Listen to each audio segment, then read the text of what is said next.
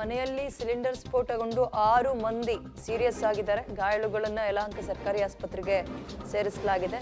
ಕಾರಣ ಇಷ್ಟೇ, ಸಿಲಿಂಡರ್ ಸ್ಫೋಟ ಆಗಿದೆ ಮನೆಯಲ್ಲಿ. ಒಟ್ಟು 8 ಜನರಿಗೆ ಗಂಭೀರವಾದಂತಹ ಗಾಯಗಳಾಗಿದೆ ಸಿಲಿಂಡರ್ ಸ್ಫೋಟವಾದಂತಹ ಪರಿಣಾಮ. ಯಲಹಂಕದ LBS ನಗರದಲ್ಲಿ ಬೆಳಗ್ಗೆ ಸುಮಾರು 7:30 ಅಂದ್ರೆ ಈಗ ಒಂದು ಅರ್ಧ ಗಂಟೆ ಸುಮಾರಿಗೆ ಆಗಿರುವಂತಹ ಘಟನೆ ಇದು.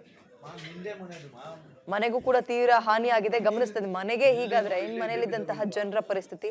ಒಟ್ಟು 8 ಜನರಿಗೆ ಗಂಭೀರ ಗಾಯಗಳಾಗಿದೆ. ಅವ್ರನ್ನ ಸರ್ಕಾರಿ ಆಸ್ಪತ್ರೆಗೆ ಸದ್ಯ ದಾಖಲು ಮಾಡಲಾಗಿದೆ. ಇತ್ತೀಚೆಗೆ ಈ ರೀತಿಯ ಸಿಲಿಂಡರ್ ಸ್ಫೋಟದ ಸುದ್ದಿಗಳು ಹೆಚ್ಚೆಚ್ಚಾಗಿ ಕೇಳಿ ಬರ್ತಾ ಇದೆ. ಇದು ಯಲಹಂಕದಲ್ಲಾಗಿರೋ ಘಟನೆ. ಮನೆಯೇ ಛಿದ್ರವಾಗಿದೆ.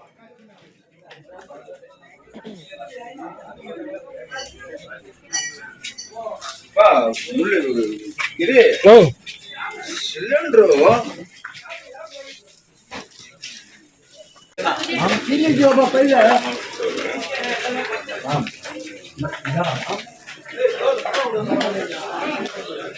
ಹಿಂದೆ ಮನೆಯದು ಮಾಮ್